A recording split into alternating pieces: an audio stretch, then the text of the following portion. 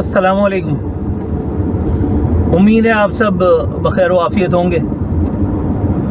जैसा कि आप देख सकते हैं, मैं इस वक्त रात के इस पहर प्रोग्राम करके, अपना टेलीविज़न प्रोग्राम करके और महव सफ़र हूँ अपने घर की जानिब। बहुत दिन हुए थे,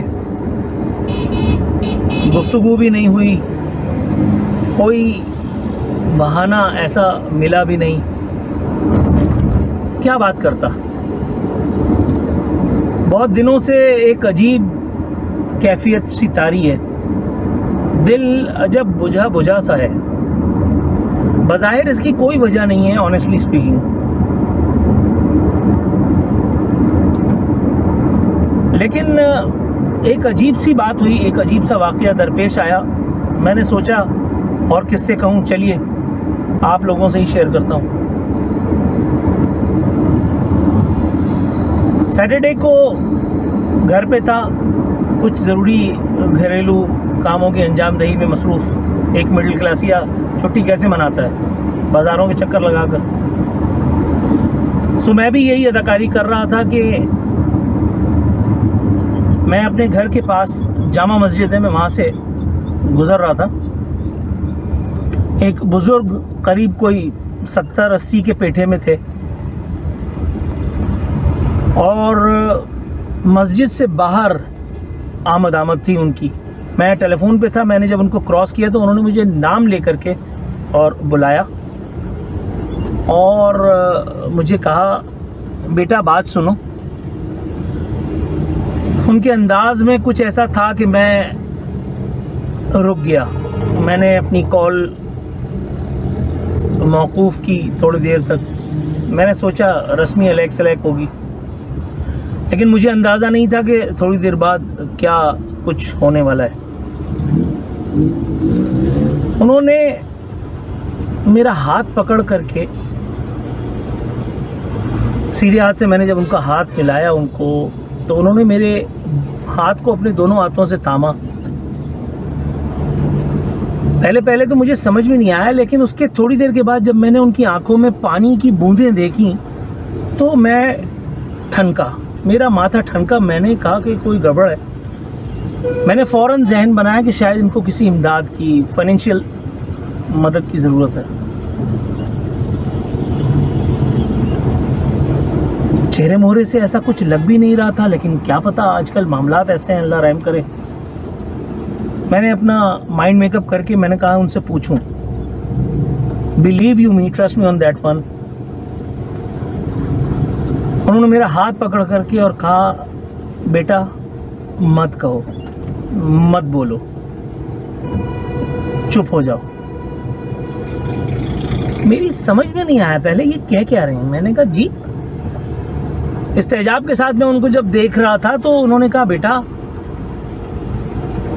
फिर उन्होंने मुझे कहा कि बस बहुत हुआ, अल्लाह देख रहा है। जिस तरह से उन्होंने आसमान की तरफ उंगली उठाई ना, मैं, अल्लाह जानता है, मैं लरज़ गया। फ़ोन कॉल तो कब की मनसूख कर चुका था। उसके बाद रात का एक पहर सोचते जागते गुजरा। उन्होंने कहा, इंसान अपनी इस्तिताअत से ज़्यादा बोझ नहीं उठा सकता, मत करो ऐसी कोशिश, थक जाओगे। कुछ था उनके लहजे में, मोहब्बत तो थी, शफ़क़त तो थी, लेकिन कुछ ऐसा था कि जिसने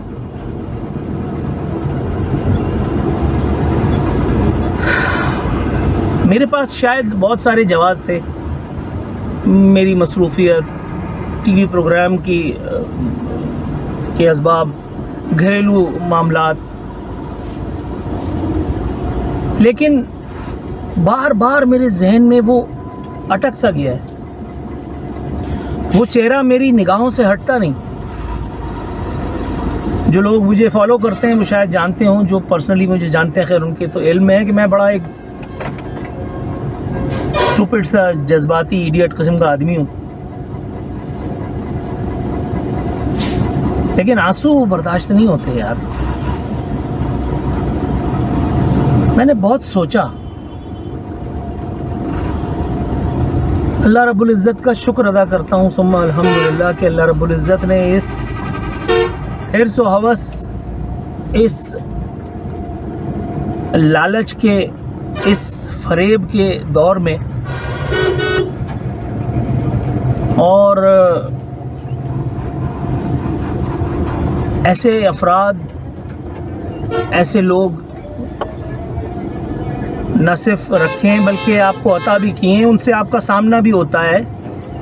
इस दौर में भाई भाई का जब नहीं,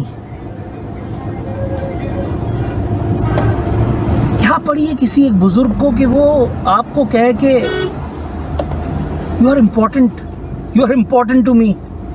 बस बहुत कर चुके।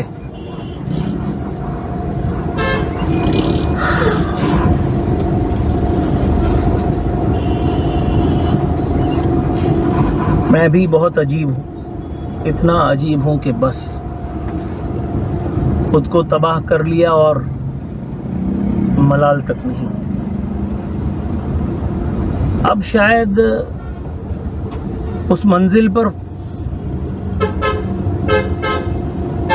जिस पर जॉन इलिया कभी थे, समझ में आ रहा है कि वो किस कैफियत का शिकार होंगे। अब समझ में आ रहा है कि बहुत कुछ समझ में आ रहा है। लेकिन सबसे बड़ी बात जिसके लिए मैं अल्लाह रब्बुल इज़्ज़त का शुक्र अदा करता हूँ,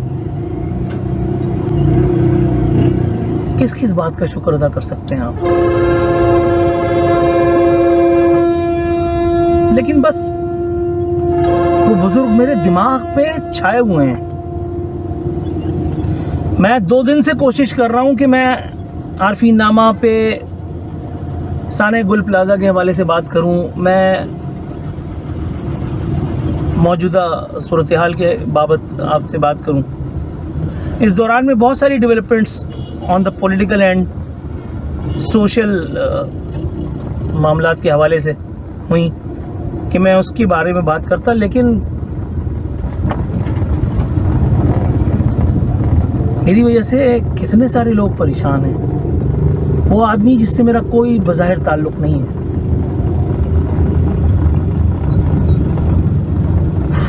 उसको मेरी इतनी फ़िक्र क्या, अल्लाह रब्बुल इज़्ज़त का शुक्र ना अदा करूं। यार उस आदमी को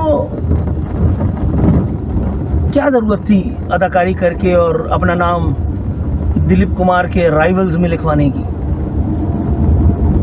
कुछ तो देख रहा था वो, कुछ तो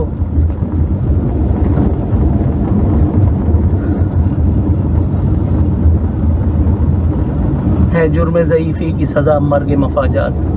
अंदाज़ा लगाएं कि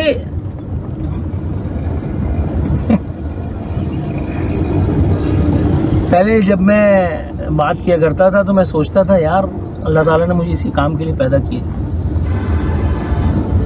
कॉर्पोरेट मैनेजर से और फिर मीडिया पर्सन तक का सफ़र एक तकमील का, एक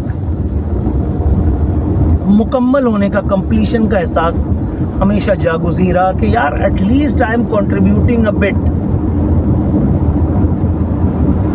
लेकिन ज़रा आप खुद सोचिए, मैं आपसे पूछता हूँ, मेरे घर वाले,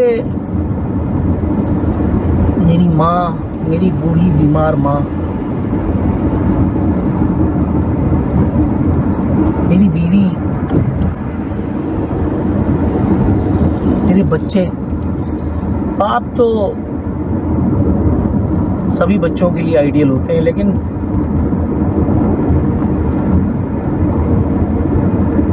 मेरी वजह से वो भी टेंशन में रहे। हाँ, रहे तो हैं।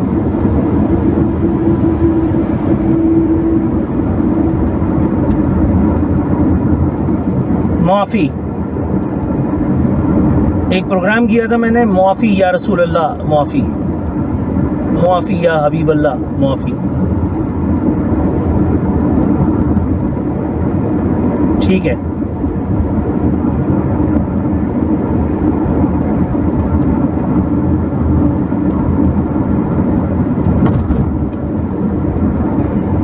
क्या होना है? कुछ लोगों ने कमेंट्स में गालियाँ बकनी, कुछ लोगों ने सॉफ्टवेयर अपडेट के ताने देने, कुछ लोगों ने बहादुरी के हवा हो जाने की बातें जो है मुंह पे मारनी है। लोग तो बातें ही करते हैं ना।